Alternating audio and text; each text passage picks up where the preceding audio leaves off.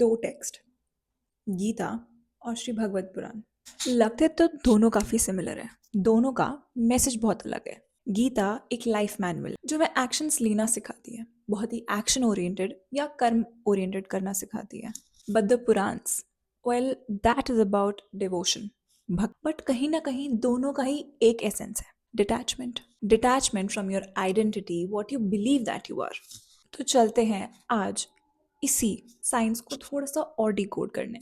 Let's go and have a conversation with Aditya. Aditya is a student of the Vedant philosophy. Let's go. We were having a conversation on the phone, and you mentioned कि Bhagavat and Bhagavat Gita are two different things. And वो बहुत ही मेरे लिए surprising concept था. So I want you to explain कि why is that so? Bhagavat जी जो है, भागवत जी महापुराण है। तो भारतीय हिंदू महापुराणों से बात करें तो 18 महापुराण होते हैं भारतीय संस्कृति में। तो 18 महापुराण से एक भागवत जी है, जिसमें भगवान और उनके भक्तों की कथा है। भगवान श्री कृष्ण और उनके भक्तों की कथा है। उसमें नारद जी की कथा है और भी जो अन्य भक्त हैं उनकी कथाएं हैं उसमें। और श्रीमद् भगवत गीता जो है, श्रीमद् भगवत गीता है जो अर्जुन और श्री कृष्ण का संवाद हुआ है कुरुक्षेत्र में, वो जो बैटलफील्ड वाला, लड़ाई वाला, तो वो श्रीमद् भगवत गीता है। और भागवत जी महापुराण है जिसमें भगवान और उनके भक्त की चर्चा है, उनकी कथाएं हैं। ये दोनों में डिफरेंशिएट, मतलब अलग अलग है। हाँ। तो नॉर्मली हम लोग कॉमन लैंग्वेज में ये कंफ्यूजन क्यों है? क्योंकि एक जैसा नाम है ना, और अभी आज के टाइम में सब भाग रहे हैं ना, तो कोई देख ही नहीं रहा कि श्रीमद् भगवत गीता क्या है, श्रीमद् भागवत पुराण क्या है। तो दोनों एक्चुअली अलग अलग है। अच्छा, मैं अगर सिंप्लीफाई करूं कि जैसे गीता जो है वो डिफाइन करती है कि मतलब you have to fight when it's wrong, अधर्म के अगेंस्ट आपको लड़ना है। भागवत का क्या कहना है? भागवत एक ऐसा विषय है, एक ऐसा कथा है, एक ऐसा पुस्तक है, ऐसी कहानियों का संग्रह है जिसमें भगवान और उनके भक्त के स्नेह वात्सल्य का विवरण है। मतलब उनके कि भगवान को उन्होंने हासिल कैसे किया, मतलब बहुत ऐसी ऐसी कहानियां हैं उसमें कि भगवान कैसे उनको प्राप्त हुए, उनके नज़रिए से कहानियां उसमें भागवत पुराण में है। लेकिन जब हम बात करते हैं श्रीमद् भगवत गीता, श्रीमद् भगवत गीता का मतलब है कि एक ऐसा जो भगवान द्वारा गाया गया हो। गीता मतलब गाया गया भगवान द्वारा। मतलब बेसिकली उनके डायलॉग्स हैं, उनकी बोली बातें हैं, बट वो सिर्फ उनसे रिलेटेड कहानियां हैं। एग्जैक्टली। भगवत गीता में, श्रीमद् भगवत गीता में 18 अध्याय हैं, लगभग 700 से अधिक श्लोक हैं इसमें, संस्कृत श्लोक। इसको वर्सेस कहते हैं शायद इंग्लिश में। वर्सेस। अच्छा, तो अगर मैं थोड़ा मॉडर्न लैंग्वेज में या साइकोलॉजिकली बोलूं तो इट इज़ लाइक कि एक माइंड है जो आपको फाइट करना सिखा रहा है, जो कि गीता है, और दूसरा डिवोशन, जो आपको लव सिखा रहा है। का जो बेसिक आइडियोलॉजी है वो धर्मा था, और डिटैचमेंट, सेल्फ, अपने बारे में, अपने एथिक्स के अगेंस्ट जाना या फिर अपने धर्म के अगेंस्ट जाना जो आपको लगता है कि आपका है। Explain that a little bit. Basic concept है महाभारत का कि जब भगवान ज्ञान देना शुरू करते हैं अर्जुन को, तो उसमें कॉन्सेप्ट क्या आता है कि कुरुक्षेत्र में रहते हैं। तो कुरुक्षेत्र रूपी हमारा मन है। कुरुक्षेत्र मतलब रूपी मन की अभी हमारे मन में हजारों संस्थाएं हैं, है ना, कि ये भी विषय चल रहा है, ये भी विषय चल रहा है। कुरुक्षेत्र में भी सेम ऐसा हो रहा होता है। कुरुक्षेत्र में जब अर्जुन पहुंचते हैं अपना रथ लेके, तो देखते हैं कि इस तरफ भी मेरे रिश्तेदार हैं, रिलेटिव्स है, और उस तरफ भी मेरे रिलेटिव्स हैं। दोनों तरफ मेरे रिलेटिव्स हैं। अब मैं किस पे ध्यान दूं और किसको मारूं और किसको बचाऊं, ऐसा विषय चलता है उनके मन में। तो श्री कृष्ण से कहते हैं, अपनी गांडीव जो अपना धनुष होता है, अपना वेपन नीचे रख देते हैं, कहते हैं कि मुझे युद्ध नहीं लड़ना है। लेकिन श्री कृष्ण ये बताते हैं कि ये सिर्फ युद्ध नहीं है, ये धर्म युद्ध है। आप धर्म के लिए लड़ाई कर रहे हो, आप खुद के लिए नहीं लड़ रहे, आप सिर्फ अपने परिवार के लिए नहीं लड़ रहे, आप सिर्फ द्रौपदी के लिए, अपनी माता, अपने हक के लिए नहीं लड़ रहे, ये धर्म के लिए लड़ाई लड़ी जा रही है। और धर्म के युद्ध में आप अपने रिश्तेदारों को नहीं देखोगे, आपके रिलेटिव्स कौन है नहीं देखोगे, आपका क्या हानि होगा, क्या लॉस होगा, आपका क्या गेन होगा, आप ये नहीं देखोगे। धर्म के युद्ध में सिर्फ धर्म के लिए ही युद्ध करोगे। तो अगर थोड़ा मॉडर्न लैंग्वेज में मैं इसको कन्वर्ट करूँ तो इसका बेसिकली ये मीनिंग है कि अगर कोई चीज़ एक्चुअली में गलत है तो मेरे को उसके अगेंस्ट लड़ाई करनी है, इरिस्पेक्टिव कि वो मेरे घर वाले या मेरी फैमिली या किसी को चोट पहुंचे या उनका इंटेग्रिटी बढ़े या कुछ हो, इरिस्पेक्टिव जो गलत है वो गलत है। गलत है, एग्जैक्टली। अब अगर मैं बताऊं एक यशस्वी एग्जाम्पल के थ्रू, तो रावण का कॉन्सेप्ट, मतलब रावण जो शब्द आता है हमारे में, तो रावण बहुत ज्ञानी था, राइट। मतलब प्रचंड ज्ञानी था, विद्वान था, और भक्त भी बहुत भयानक था वो, भगवान का जो कहते हैं भक्त, शिव भक्त से शिव का बहुत, भक्त है। मतलब शिव तांडव आज भी लोग पढ़ते हैं जब शिव जी की पूजा करते हैं, मतलब उपासना करते हैं तो। लेकिन रावण का वध क्यों हुआ? रावण का वध इसलिए हुआ क्योंकि अधर्मी था वो। पराई स्त्रियों का, मतलब पराई स्त्री को उठा के अपने लंका में लाना, इसका वो पतन का कारण बना। क्यों? क्योंकि वो अधर्मी था। सिर्फ वो एक कारण नहीं था कि सीता माता को उठा के ले गया, सिर्फ इसलिए उसका पतन नहीं हुआ, या अधर्म नहीं था, वो सभी देवताओं को अपने वश में रखता था, है ना, अपने मतलब अपने अधीन करके रखा था। किसी के प्रॉपर्टी पे जाके अचानक युद्ध कर देना, आक्रमण कर देना, है ना। कुबेर जी का लंका था, कुबेर एक कुबेर देव हैं, उनका लंका था, उस पर कब्जा कर लेना। तो अधर्म का संचालन कर रहा था, इसलिए उसको धर्म रूपी श्री राम ने उसका वध किया। और राम का अगर हम कॉन्सेप्ट श्री कृष्ण में देखें, तो श्री कृष्ण भी उस अधर्म को ही नाश करने के लिए यहाँ पे आए हैं। सही, उनके साथ ऐसी चीजें हुई हैं कि जब वो जन्म उनका हुआ तो माता से अलग हो गए, है ना। फिर माता से अलग हुए, फिर वो जब बड़े हुए तो उनका प्रेम विक्षेप हो गया, है ना, जो मतलब एक साधारण जीवन में होना चाहिए वो उनको बिल्कुल प्राप्त नहीं हुआ, प्रेम नहीं उनको मिला।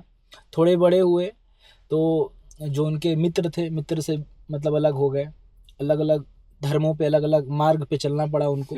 लेकिन श्री कृष्ण का जब हम स्मरण करते हैं, याद करते हैं उनको, तो श्री कृष्ण का सिर्फ एक हमें ध्यान आता है कि वो मुस्कुरा रहे हैं और बांसुरी बजा रहे हैं। तो ये कितना अच्छा कॉन्सेप्ट है ना। अगर हम खुद को आइडियलाइज करें रियल वर्ल्ड में, कितने प्रॉब्लम्स है एक आदमी के पास, फिर भी वो मुस्कुरा रहा है और मतलब बांसुरी रूपी अच्छे चीज़ों को बता रहा है लोगों को। श्री कृष्ण ने कभी कहीं नहीं रोया है कि मेरे को देख लो मैं कितना परेशान हूँ, कितना पीड़ित हूँ, कितना डिप्रेशन में हूँ, कभी नहीं बोला उन्होंने अपने जो प्रॉब्लम्स है उस प्रॉब्लम्स को यूज करके दूसरों को मतलब इंटीग्रेट किया है कि भाई आप इस माध्यम से सुखी रहोगे। श्री कृष्ण को नहीं पता है कि ब्रदर लव क्या होता है, भाई का प्यार उनको नहीं पता है। हालांकि उनके भाई थे, बलराम जी का आता है वर्णन, बलराम जी थे, लेकिन भाई का सुख उनको नहीं पता। लेकिन अर्जुन को बताते हैं कि धर्म रूपी युधिष्ठिर है, आपके भाई हैं, भीम हैं, नकुल सहदेव हैं, है ना। तो वो मतलब दिखाता है इंसान को कि वो खुद में कितने महान हैं। श्री कृष्ण को लोग क्यों श्री कृष्ण कहते हैं, क्यों पूजते हैं, मैं नहीं मानता कि मैं नहीं कहता कि आप भगवान मानो उनको, मैं कहता हूँ कि आप फिलोसोफर मानो उनको। कितने बड़े व्यक्तित्व वाले इंसान हैं, हाँ। है ना, कि सब कुछ ना होने के बाद भी ऐसा ज्ञान है उनके पास कि जैसे उनके पास सब कुछ है। जो धर्म की बात कर रहे हैं, और अभी हमने जब रावण का एग्जाम्पल लिया तो हमने एक चीज बोली कि रावण बहुत ज्यादा भक्त थे, लेकिन वो अधर्मी थे। हाँ, अधर्मी। अब इन दो चीजों में थोड़ा सा डिफरेंस बताओ कि आपने ऐसा क्यों बोला। भक्त कोई भी हो सकता है, अच्छा, है ना। ऐसा नहीं कह रहा है कि जो जिनके पास गंदे आदत है, बैड हैबिट्स है, वो भी भक्त हो सकते हैं। भगवान सबको, क्योंकि भगवान का ऐसा लक्षण है ना कि भगवान अपने अंदर सबको अधीन कर लेते हैं, कि सब भगवान के बनाए हुए हैं, लेकिन भगवान के बताए मार्ग पे सब नहीं चलते हैं। राइट। तो भक्त हर कोई हो सकता है, लेकिन धर्म को हर कोई धारण नहीं कर सकता। राइट। हम थोड़ी सी बात करेंगे डिटैचमेंट के बारे में। गीता में बोला गया है कि आपको डिटैच करना पड़ेगा अपनी इस आइडेंटिटी से कि आप दुर्योधन के भाई हो, तभी आप ये लड़ाई लड़ पाओगे। आपको भूलना पड़ेगा कि आपके गुरु आपके अगेंस्ट लड़ रहे हैं।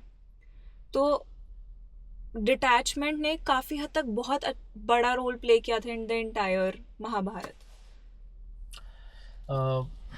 वैसे बात करें डिटैचमेंट की, तो डिटैचमेंट वैसे होता क्या है, सबसे पहले उस पर बात करते हैं। अटैचमेंट क्या होता है? किसी चीज़ से लगाव होना, है ना। अभी हर कोई ना घिंचा हुआ है, मतलब चिपका हुआ है किसी चीज़ से। मैग्नेटिक अट्रैक्शन है सबके पास, है ना, कि मुझे ये भी चाहिए, मुझे ये भी चाहिए, मुझे ये भी चाहिए, है ना, मुझे ये पाना है, मुझे ये पाना है। लेकिन कोई डिटैच होना चाहता है क्या? मैं अगर बात करूँ कि वैराग्य का कोई ध्यान करता है कि मुझे नहीं चाहिए कुछ भी, मैं शांत हूँ, खुद में मैं मतलब अच्छा हूँ, ऐसा कोई भी प्रैक्टिस नहीं करता है। अर्जुन के पास वैसा कोई प्रैक्टिस नहीं था। लेकिन भगवान उनको बताते हैं अपने माध्यम से डिटैचमेंट, क्योंकि भगवान से अच्छा डिटैचमेंट कोई नहीं जानता है। भगवान श्री कृष्ण से अच्छा डिटैचमेंट कोई नहीं देखा है अपने लाइफ में। जन्म होते ही माता से अलग हो जाना, फिर राष्ट्र के लिए काम करना, समष्टि के लिए काम करना, राष्ट्र मतलब आसपास की जो चीज़ें हैं उसके लिए काम करना, एक बहुत कम आयु में राक्षसों का वध करना, हालांकि वो दैविक रूप हैं, वो भगवान हैं, लेकिन उसके बाद भी वो डिटैचमेंट की प्रैक्टिस कर रहे हैं। और अर्जुन को वही बताते हैं कि अर्जुन, ये सिर्फ हमारा सोल जो है ना, सोल हमारा इंडिपेंडेंट है, इसको आप मार नहीं सकते और ना ये मर सकता है कभी, इसके साथ आप कुछ नहीं कर सकते, ना ये जन्म लेता है ना ये मृत्यु होता है। हम जैसे क्लोथ्स पहनते हैं ना, हमारा कपड़ा पहनने का सेंस क्या होता है कि हमने कपड़ा पहना और इसको उतार के रख दिया, सेम एज सोल हमारा करता है कि ये बॉडी रूपी कपड़ा पहनता है ना, बॉडी चेंज करता है, सोल हमारा सेम रहता है, और जो हम बॉडी के थ्रू काम करते हैं वो हमारा हो जाता है संस्कार। ओके, ठीक है, तो ये टू डिफरेंट थिंग है कि जो भी हम अपने बॉडी के थ्रू काम कर रहे हैं ना, तो हमारा संस्कार बन जाता है। अभी क्या है कि कोई एक क्रिकेटर प्रैक्टिस कर रहा है, तो मसल मेमोरी में क्या होगा, कवर ड्राइव मारेगा कैसे खेलेगा वो बॉलर, मसल मेमोरी में क्या से वो कैसे बॉल डाल रहा है। तो प्रैक्टिस जितना आप कर रहे हो ना, उस चीज़ को परफेक्ट कर रहे हो जिसकी आप प्रैक्टिस कर रहे हो। अटैचमेंट भी ऐसा ही है, इसको प्रैक्टिस करना पड़ता है। ऐसे नहीं हुआ कि आज मेरे पास सब कुछ है और मैं अगले दिन में सुबह उठा और मैंने कहा कि मेरे पास कुछ भी नहीं है, मेरे को कुछ भी नहीं चाहिए, ऐसा नहीं होता। प्रैक्टिस करना पड़ता है डिटैचमेंट को। और डिटैचमेंट हम बात करें, अर्जुन को भगवान ने बताया था डिटैचमेंट के बारे में, तो बोला था कि आप लड़ाई कर रहे हो अपने गुरुओं से, अपने रिलेटिव से, अपने तुम्हारे भाई हैं उस तरफ, यहाँ भी हैं, विनाश दोनों तरफ होगा।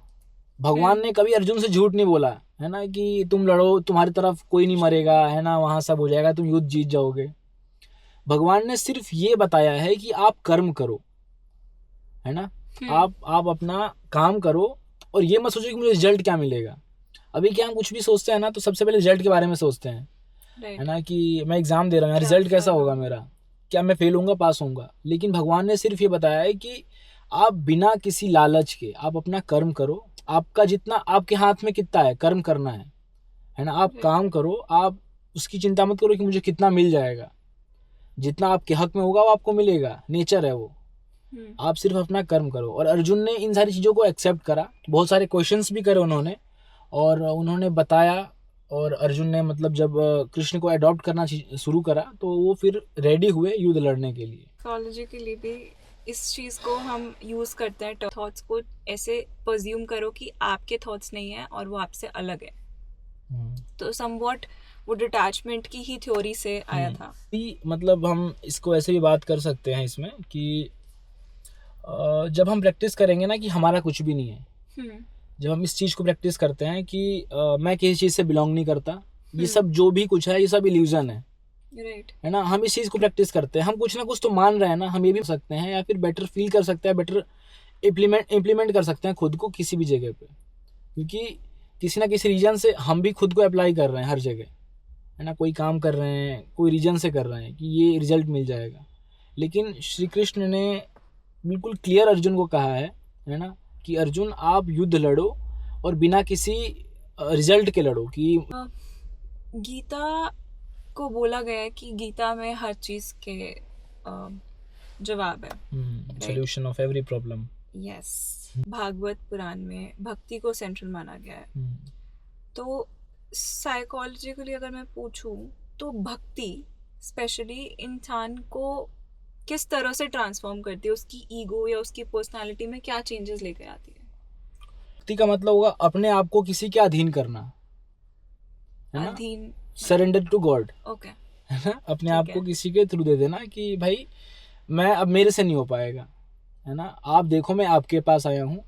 और भक्ति करना is like having a father, having a helping hand, right, ठीक है। अगर मॉडर्न टर्म्स में इसको बात करें तो कि भक्त होना ना बहुत आसान है, अपने आप को किसी के सिलेंडर कर देना बहुत इजी है। हम ऐसा प्रैक्टिस कर सकते हैं कि भगवान के सामने गए, उनके पास बैठ गए, प्रभु जो आपको देना दे दो आप, है ना, ये भक्ति है। हम कुछ उनसे मांग नहीं रहे, हम कुछ उनसे ये नहीं कह रहे कि मुझे ये पर्टिकुलरली चीज़ दो, और वो कभी नहीं देंगे।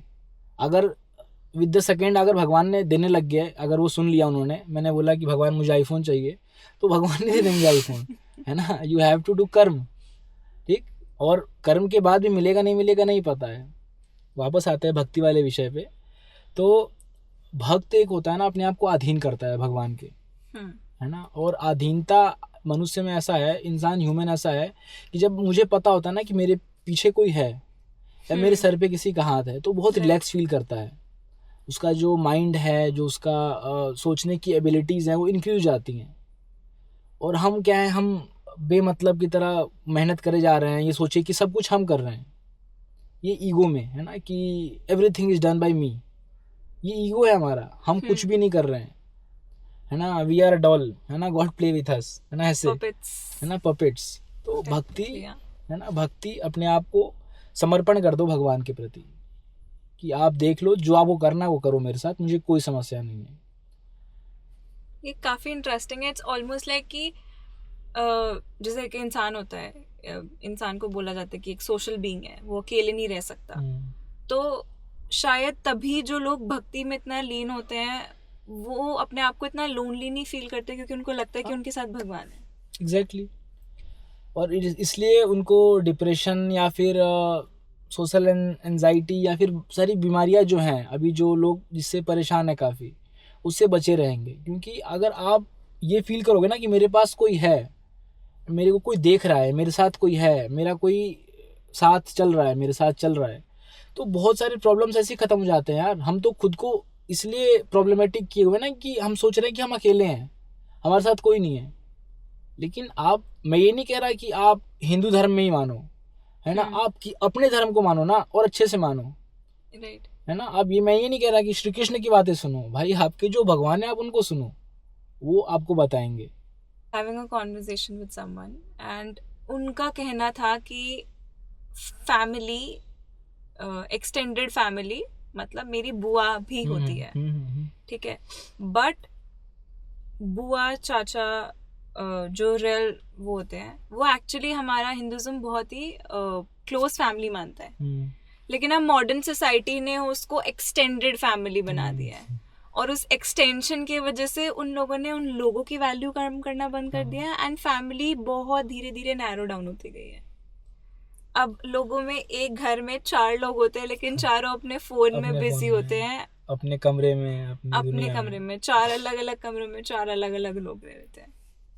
तो आई थिंक अगर लोग उस टाइम पर भक्ति पे शिफ्ट हो जाएं, तो शायद उनको वापस से लोगों से बात करने का भी मतलब मन करेगा।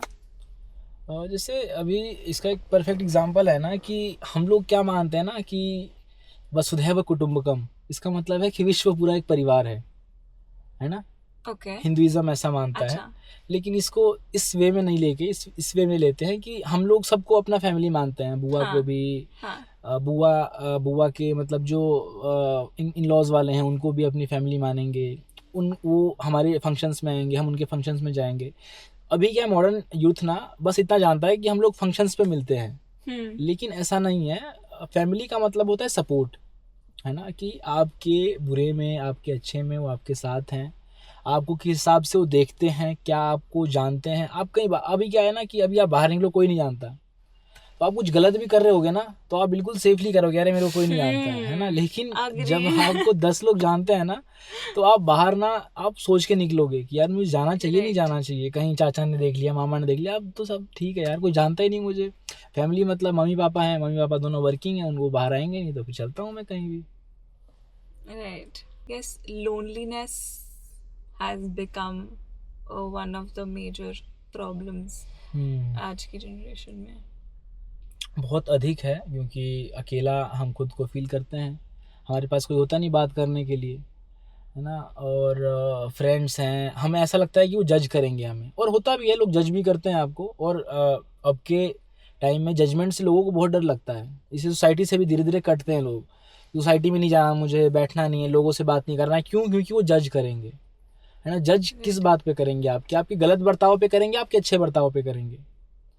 जजमेंट हालांकि दोनों तरीके से होता है, आप कुछ भी कर लो, आपको कुछ ना कुछ एक नज़रिया मिलेगा समाज से, है ना। आपको उस नज़रिए को पिक करना है, आपको पर्टिकुलरली एक पॉइंट पिक करना सोसाइटी से कि वो मुझे कैसे देख रहे हैं, आप, मैं ये नहीं कह रहा कि आप उन्हीं कमेंट्स को सुनो, आप उसको बिल्कुल घुस जाओ और उनके कमेंट्स को लेकर डिप्रेशन में चले जाओ, नहीं। लेकिन आप उस कमेंट्स को पिक करो और अपने आप में जो चेंजेस हो सकते हैं वो करो। हमने इस बारे क्रिएटिव में, क्रिटिसिज्म जिसको हाँ कहते हैं। हाँ, निंदक निरा राखिए, कबीर ने कहा है ना, एक दोहा है। तो आप उसको गलत वे में मत लो और उससे बिल्कुल घबराओ मत कि मुझे क्रिटिसाइज करेंगे लोग या अच्छा बोलेंगे बुरा बोलेंगे। बोलने दो ना यार, उनका काम है बोलना, आपका काम है सुनना। और सुन के और अच्छा वाला पार्ट लो अपने पास, बुरा वाला पार्ट मत लो। आपके पास ऑप्शन है दोनों पार्ट रखने का। पर हमेशा पॉजिटिव रहो, पॉजिटिव सोचो और अपने आसपास जो सराउंडिंग्स हैं उसको पॉजिटिव रखो, तभी आप आगे बढ़ पाओगे पॉजिटिवली। तो आज हमने जो भी बातें करी उससे दिस कैन बी इम्प्लाइड कि गीता बोलती है कि आपको अपने आप को डिटैच करना पड़ेगा, कुछ जगहों पे आपको लड़ना भी पड़ेगा जो गलत है, बिल्कुल। और सेम टाइम पे आपको भागवत पुराण ये सिखाता है कि डिवोशन, भक्ति भक्ति ज़रूरी है। और अगर आपने डिटैचमेंट करके आप भक्ति में लीन हो गए तो आपकी लोनलीनेस, आपका ईगो प्रॉब्लम, सारी चीज़ें ऑटोमेटिकली डिमिनिश हो जाएंगी। यशवी, अगर हम दोनों को कंपेयर करते हैं, है ना, कि भागवत जी क्या कहती हैं, है ना, और श्रीमद् भगवत गीता क्या, गीता जी क्या कहती हैं, तो भागवत जी के अनुसार भक्त बनो, है ना। ओके। अब दोनों अगर देखोगे ना तो दोनों सेम है, अच्छा। दोनों का जो मोरल है वो सेम है। हाँ। भक्त बनना मतलब क्या होता है कि सब कुछ छोड़ दो, ईगो छोड़ दो, मद मात्सर्य लाभ हानि सारी चीजें छोड़ दो आप, है ना। आपको कोई नहीं होना चाहिए कि मुझे ये चीज मिल जाएगा। आप एक्सपेक्टेशंस मत रखो गॉड से या किसी चीज से भी। भक्त का मतलब यही होता है कि जो मेरे पास है मैं वो भगवान को दे रहा हूँ, है ना। और जो श्री कृष्ण बता रहे हैं, है ना, कि अर्जुन जो कुछ भी तुम्हारे पास है तुम उससे अपना कर्म करो। श्री कृष्ण योग कर्म के बारे में कहने के लिए कह रहे हैं कि अपना कर्म करो, है ना। बहुत सारे श्लोक मिल जाएंगे, कर्माणि का वादि के रस्ते करके एक श्लोक है, पूरा तो याद नहीं है मुझे। तो ये यही कहने का मतलब है कि पूरा कर्म करो, अपना पूरा कर्म करो, और जो आप काम कर रहे हो उस पर अपना बुद्धि रखो, योग बुद्धि। भगवान ने बहुत सारी बुद्धियों के बारे में बात की है, सांख्य बुद्धि के बारे में बात की है, योग बुद्धि के बारे में बात किया है।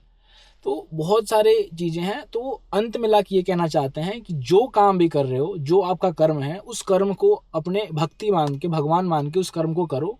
कभी तुम्हें दिक्कत नहीं होगी और ना कभी तुम किसी के लिए परेशानी क्रिएट करोगे। और भक्त का भी वही कॉन्सेप्ट है ना। Thank you for the second episode of the series.